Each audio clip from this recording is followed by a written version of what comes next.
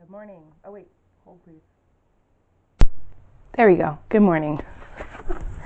You know, the mic only works if you actually turn it on. I know.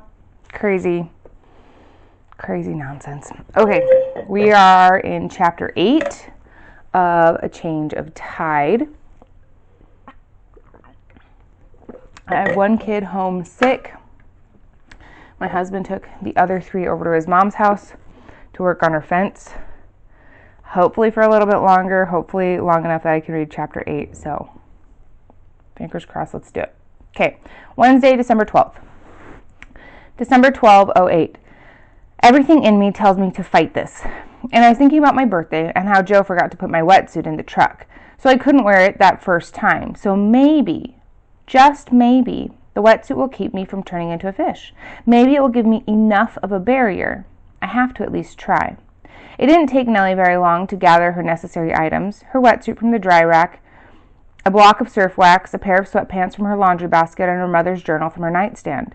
With these items gathered and shoved, rather unceremoniously, into her trusty duffel bag, Nellie headed out to the garage, tossing the duffel into the truck cab before deciding on which surfboard to bring. She looked at her usual board, the same 5'6" green and blue Humu fish she rode the last time she had surfed.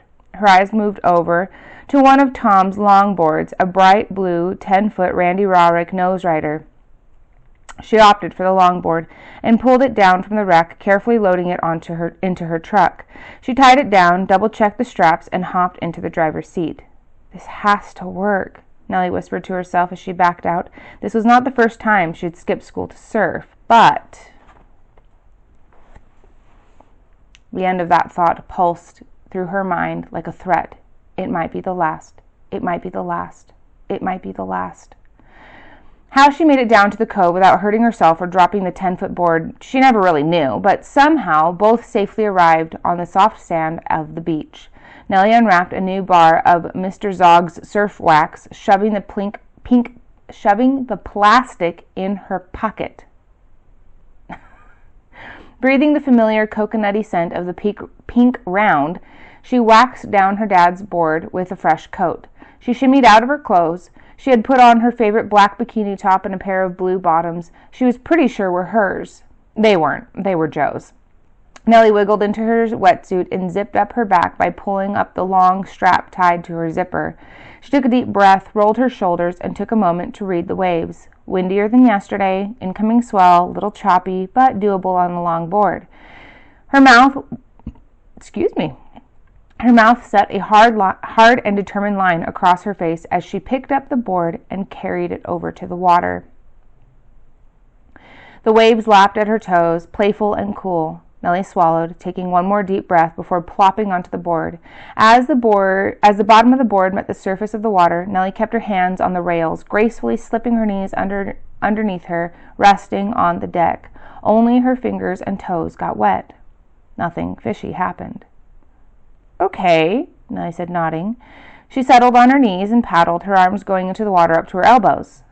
Still, nothing happened. She paddled out beyond the break, turned her board around, and watched over her shoulder. The next set was coming. Laying down on her belly, Nellie paddled. It had been ages since she longboarded. She felt the wave pick her up the board, and she popped up, bouncing a little to get back into the pocket. The white water tickled her toes. A surge of happiness bloomed in her chest as hope landed like a bird on her shoulder. This could work.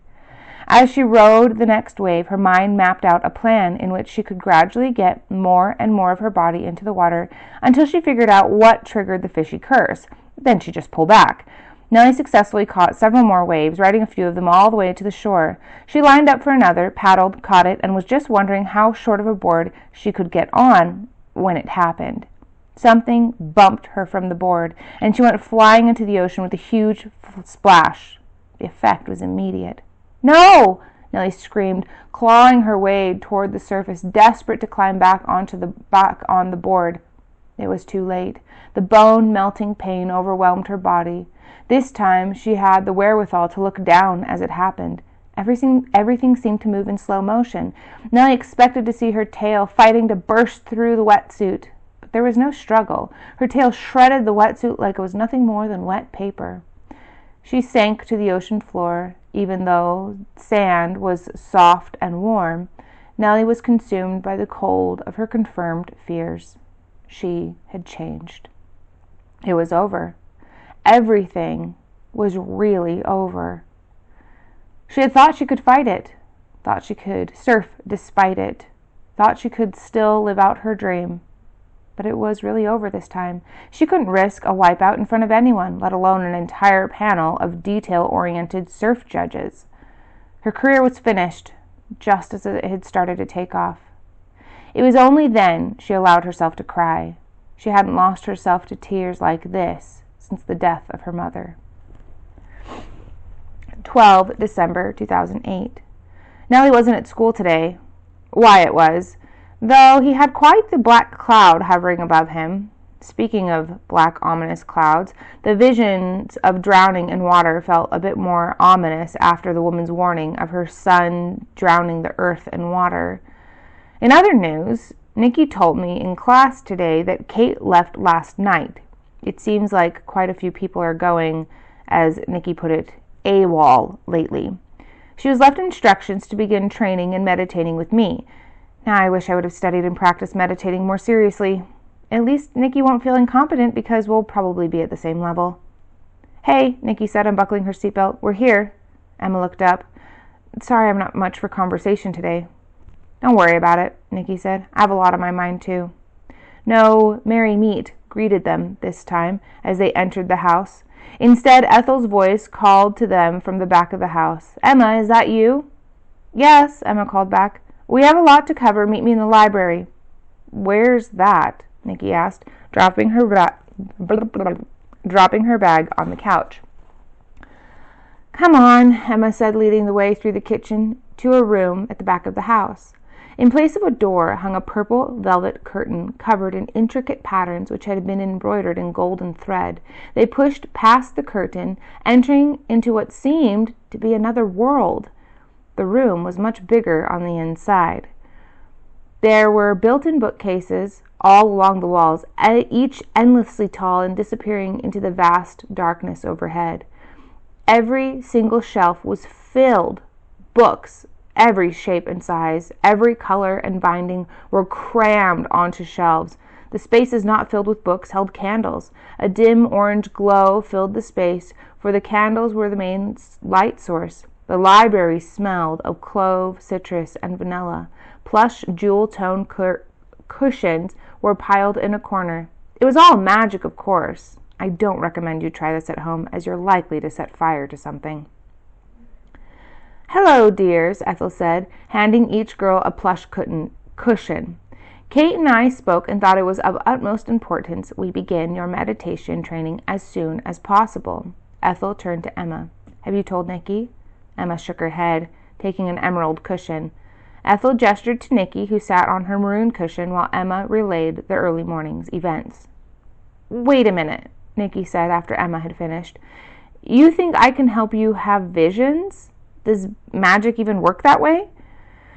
Some magics are fully transferable, and others can be shared, Emma said, like how you and Kate were able to see the woman in a coma through my medium magic. If our magics weren't compatible, that wouldn't have worked. Fair point, Nikki conceded. Did you know we were compatible before you tried it? I had a hunch, but I didn't know for sure, Emma admitted. Nikki nodded and nodded. That makes sense. Plus, in your vision, or in the dream, or whatever, I helped Nellie by holding her hand, so we might make each other stronger. I warn you now, Ethel said, raising a finger, not all magics traverse so easily. You two, and I suspect the mermaid when she comes around, have a special bond which allows your magics to intermingle easily. Were another witch, in psychic or medium, to attempt these same things, they would not necessarily have the same results. Why not? Nikki asked. Ethel shrugged. Magic has its own designs, if you will, its own plan. We can wield the powers afforded to us through the elements, but no one truly grasps all that magic is and can do. Does meditation help us tune into magic then? Nikki asked. Precisely, Ethel said. Care to explain further? Sure, Emma said. Meditation is helpful for all magics. It allows us to clear our minds and become more in tune with our spirits, thus more in tune with our magics. Like you said. Also, she added, receiving visions can be mentally, physically, and emotionally rigorous and therefore exhausting. Meditation is kind of a way to mentally and emotionally exercise so I'm able to focus and withstand the power of my visions. Let's get started, Ethel said. First, close your eyes and get comfortable on your cushions. It's nearly impossible to meditate properly if you are uncomfortable. After a moment of silence and wiggling on everyone's part, the three settled in. Next, Ethel said, keeping her eyes closed and speaking softly to the girls, I want you to locate your heartbeat. Try to find its rhythm in your body. You might feel it strongest in your chest or perhaps your thumbs. Quiet your mind and search your body for the beating sensation. Ethel fell easily into her rhythm, and despite Emma's negligence, she too found her heartbeat and rhythm quickly. Nikki, on the other hand, tried to focus, but thoughts kept bouncing through her mind. She guided her mind back to her heartbeat. Her hands had an almost uncontrollable desire to fiddle around, so she intertwined her fingers together and relaxed them on her lap. It was then she felt the beat of her heart pumping through her hands. Suddenly, as if someone had turned on a switch, she could feel it all over her body. Her fingers released and her hands relaxed onto her knees. Thoughts still floated through her mind, but they seemed less distracting and more like soft clouds blowing in a breeze, just passing through with no intention of staying. Ethel spoke softly. Once you've found your heartbeat, breathe in through your nose and out through your mouth in one long breath. Ethel then made a noise that sounded somewhere between a whistle and the sound the wind makes when it blows through a leafless tree. Nikki and Emma did it in turn. Good, Ethel said. Focus on a question, something you don't know, something you want to understand. I want you to keep that question in your mind as you focus on your heartbeat and breathe in and out slowly through your nose. They sat in silence. Nikki noted the lack of clocks in the room. No obnoxious ticking bothered her. She enjoyed the silence. Sitting quietly, focusing on her question, how to harness her powers, Nikki realized the first step was meditation. Meditation wasn't busy work. Kate hadn't meant it to keep Nikki simply occupied. Kate had left clear instructions. Study meditation. December 12th, 2008. I meditated for the first time in my life, and I totally get why Grandma said I need this as part of my training. I feel so much more in tune with my power. I was practicing making things appear after we meditated, and it was super easy. Admittedly, it was all small stuff. Pens, pencils, ice cream cones. But the point is, it worked every dang time. We're going to get back to it in a few minutes. We stopped to take a bathroom break, get a snack, and read. Luckily, today is Mom's turn to pick up Cam, so I can take extra time. I already told her I was going to a friend's house to work on a school project. Technically, it's not a total lie. I am at my friend's grandma's house, and I am working on a project related to school, if you count saving the school and possibly the whole world as a project. Who knows? Maybe the coma lady was Looney Tunes and nothing is coming. A girl can dream. Nikki traded her journal for a book from her magical homework pile. Nikki traded her journal for a book from her magical homework pile. Who writes these sentences? It's me. The girls had been instructed to do some reading while they were taking a break from meditating. Nikki had already finished A Record of Prophecies Made by High Priestess II Mel of Eights, The Journey Through Another Realm, A Guide to Meditation, Creatures of Legend and Lore, and The Elemental Magics. She had been allowed to take books home and had spent almost every spare minute she had, including breaks between classes, reading. The books were fascinating. Everything was so new but felt so old. It also felt strangely familiar, as though all this information was a thought she'd had long ago, and reading about it had simply rekindled the knowledge. She propped open The Earth Children. The dark green cover smelled of rich black soil. Nikki had always been the bookworm of her family, but this was different. Never has she felt so connected to books. Never has she run so fast toward the light they were bringing her. At the end of a book, she usually felt a little sad that the adventure was over, like no one would ever understand that she had experienced everything along with the protagonist. These books were different. These left her with peace and excitement. "Have you read these?" Nikki asked. "A long time ago, but yes. Do you like them?" Emma asked from behind her own studies. "This stuff is amazing. I would have said the Elemental Magics was my favorite, but I think the Earth Children might beat it. I mean, listen to this. In the time before the gathering, the children of the earth walked freely, without fear. These witches, as they are now called, understood the earth in a way that has faded beyond living memory. They lived and breathed with the earth. They did more than simply read her lunar and star charts.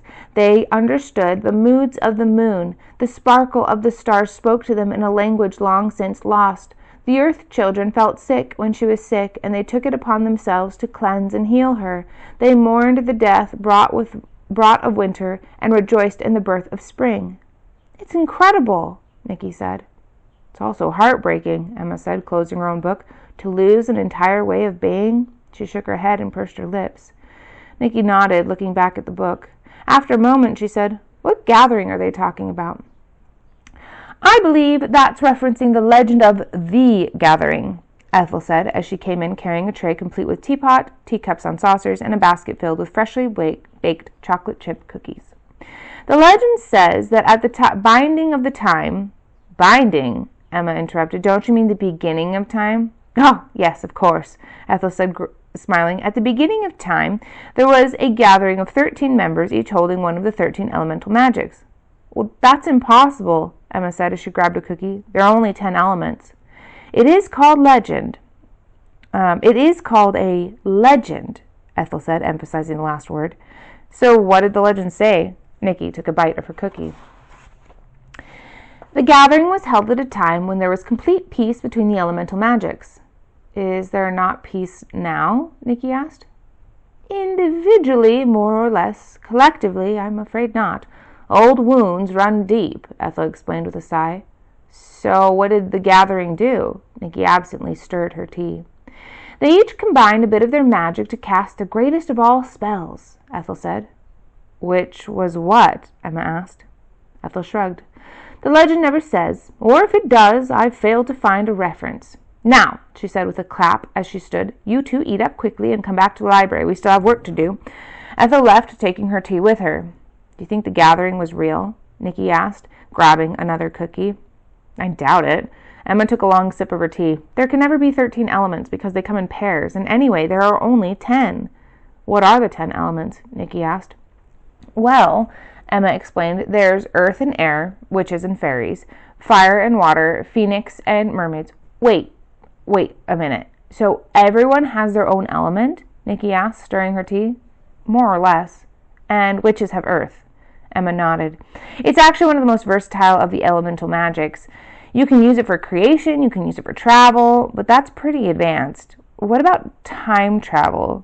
Nikki asked, thinking of the man in the blue box from her dad's favorite show. "Is that like a spell, or would that be an element?" Emma laughed. "It's definitely not an element. I don't know about any kind of spell, but I read once that the Raju—" "It's getting late," Ethel called.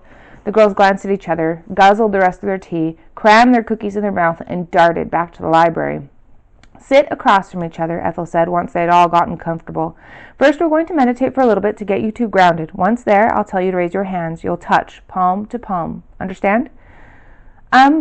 What if Emma has a vision?" Nikki grimaced.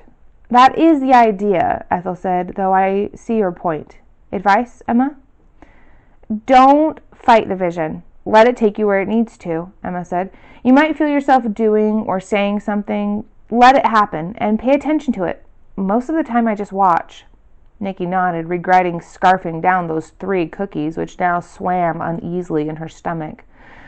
Closing their eyes, the girls took the time to align their spines and roll their shoulders. They found their heartbeats and breathed. A few moments later, the girls heard Ethel say, "Now bring your hands together." They barely touched fingertips when the vision consumed them. Emma and Nikki walked into someone's backyard. Emma handed a blonde girl a bright pink flyer. A small bonfire burned. Twinkle lights lined the back porch. There were kids from school there, chatting happily and roasting marshmallows. Emma waved to someone, but something was wrong. Everything blurred suddenly. Time shifted. Without warning, the earth moved beneath them. A nearby telephone pole crashed into the bonfire, sending flames and sparks everywhere. The grass burned. A pile of kindling caught. Everything was in flames. People ran, screaming, and Nikki grabbed Emma's hand and started whispering words in a different language. Nikki abruptly shook Emma's hands. Nikki repeated the words slower so Emma could follow along. The flames died down. All went dark. "Whoa," Nikki said, opening her eyes. Ethel quietly shushed her and glanced at the girl's hands, which she was holding together. Maintaining eye contact, Ethel removed her hand slowly and nodded toward Emma, whose eyes were still closed. A few seconds later, Emma opened her eyes and took a deep breath. Both girls lowered their hands. "Are your visions always so intense?" Nikki asked, rubbing her arms. "No, could you feel that heat?" "Oh," Nikki asked, rubbing her head. "No, could you feel that heat?" Emma asked, rubbing her arms, sure she would find singed hairs. "That fire was huge," Nikki agreed. "Girls," Ethel said, "what did you see?" Emma and Nikki explained what had happened, taking turns in their recounting of events. "And then it all went black," Nikki finished. "You passed out," Emma said. "I stayed in the vision a little bit longer. I think controlling the fire is going to take a lot out of you." "So what happened after I passed out?" Nikki asked. "Not so much. Someone called 911. Naturally, the fire department, a police car, and an ambulance all showed up. One of the paramedics moved you. He said something about smoke inhalation, and I ran with it," Emma said with a small smile. "At least we know what we're fighting." "What about the wave?" Nikki asked. "I think it might have just been part of the dream. I mean, it was a dream, so maybe the dream was to tell me how to get more visions. But the vision in it wasn't a real vision." Emma shrugged. "That's my best guess." "So Nellie doesn't help us then?" "Maybe. Visions are one possible outcome. She might be there, and then if she's there, you might not get so drained." "What do you think the bonfire is for?" Nikki asked. "Did you get to read the pink flyer?" "No, I was hoping you did." "A New Year's Eve celebration, maybe?" Emma asked. "I guess it could be." Nikki sighed. "You weren't kidding when you said visions are a lot of guesswork." And that is the end of Chapter 8. As always, if you can't handle waiting till next week, it is available on Amazon. I'll throw a link in the description, which, in theory, because I have been consistently posting on the YouTubes for 2 months, I should be able to put links, clickable links, in the description. Or not. No one knows what YouTube is doing. It's doing its own thing. But you can also just go to Amazon and search A Change of Tide by DC Contour, and it should pop up. So, thanks for being here, as always, and I'll see you next week.